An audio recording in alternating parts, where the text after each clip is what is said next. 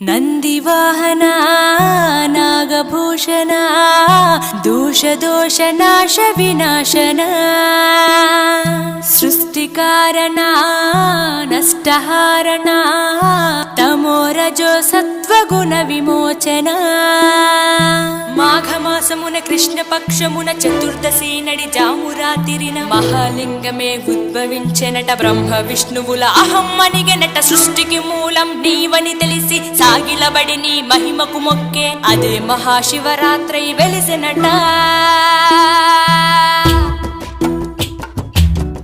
అరే ఓ జంగమా విభూది లింగమా పక్కన పార్వతమ్మ